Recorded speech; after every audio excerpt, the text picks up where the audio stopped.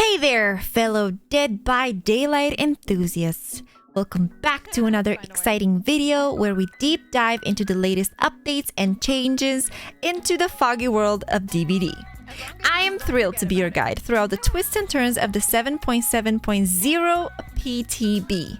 We've got some juicy reworks, tweaks, and even a store overhaul to unpack. So grab your flashlights and let's jump right in. But before we do just that, make sure you have your sub tax paid. We wouldn't want to call security on you halfway through the video. Now that that's been taken care of, let's get started. First up, let's talk about the twins rework. Everybody shrieked, time stopped, children were crying. You know, they tried to steer us away from slugging, but somehow they made it even easier.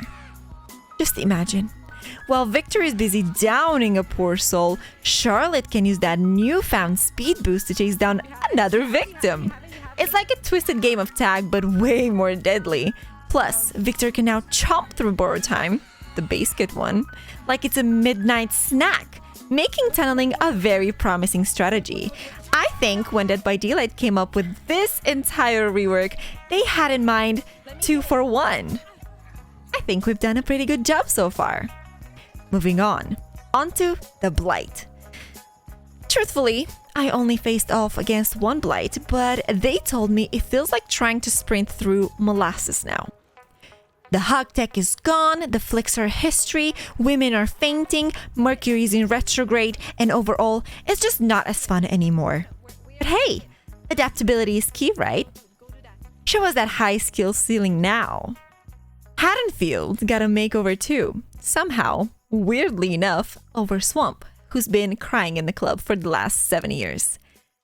They shrank this map down to the size of a postage stamp. I swear I could stand in the middle and see all 4 walls without breaking a sweat. While I appreciated the open roof in the Strode house, you can now stroll on the terrace, enjoy the breeze, watch people get murdered on your front doorstep. I think they went a bit overboard, truthfully. By making all houses open, I didn't think they'd completely eliminate the ones that were closed.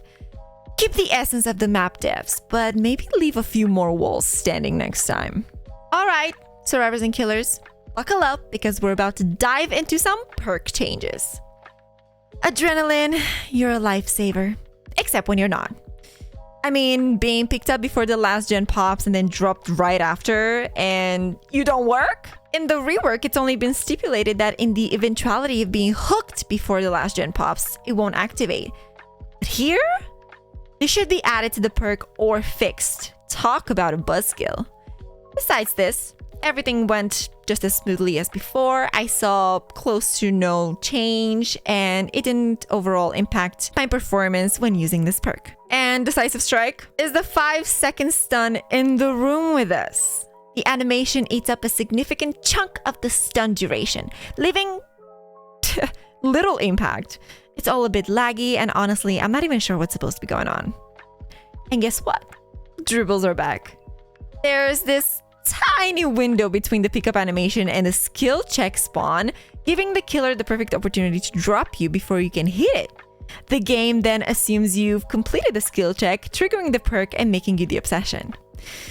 Also, while we're here and we're talking about god-awful weird things, let's not forget the hilarious bug where survivor perk animations such as Dead Hard or Dramaturgy are stuck in a T-pose when using them.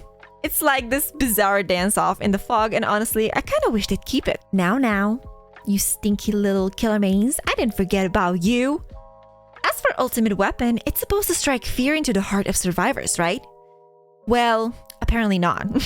When I tested it in my killer matches, survivors mentioned they barely noticed any impact on their game progress. The only clue that they had was the blind status effect I inflicted. My suggestion? Let's ditch the blind effect altogether and keep the perk as it is, but maybe bump up the cooldown a little bit. Now onto the really exciting stuff, the main character of the evening and what people really want to hear, the store overhaul. Say goodbye to the old and hello to the new. Get ready for the latest releases and chapters now with the exciting addition of the weekly gift feature. Activate it and claim your free reward each week, but don't forget, unclaimed rewards vanish when the week resets. For example, I just cashed in 300,000 blood points for the gift that I have ready in the PTB. Navigate throughout the revamped store with ease. Check out the special page for all current offers and dive into the collections page to explore every cosmetic available. Preview and mix and match options before unlocking them, meaning that you don't have to buy them in order to see what this head or torso is going to fit with which skirt or pants, and filter through cosmetics effortlessly. Say hello to separate wardrobes for killers and survivors, allowing for quick customization. No need to equip immediately. Preview characters and cosmetics before confirming your choice. Plus, get a sneak peek at every killer's mori, whether it may be bugged or not. And don't you think I forgot about it? The shrine is now conveniently located in the characters' lobbies for easier access. With these updates, browsing and unlocking in the store has never been easier.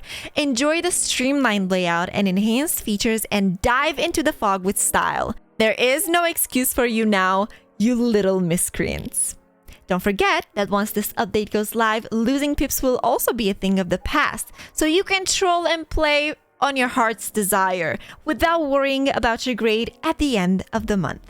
Well, folks, with a saddened heart, I must announce that this wraps our exploration of the 7.7.0 PTB. Thank you so much for joining us on this exciting journey throughout the misty world of Dead by Daylight. But before you go, don't forget to hit the subscribe button, give us a like, and leave a comment below to share your thoughts on the PTB changes. Let me know in a comment what you would have loved to see in the PTB, how you would have addressed some of these reworks. What do you think about the perks? What did you like most about this PTB and what you hated the most? And I'll see you in my next one. Enjoy!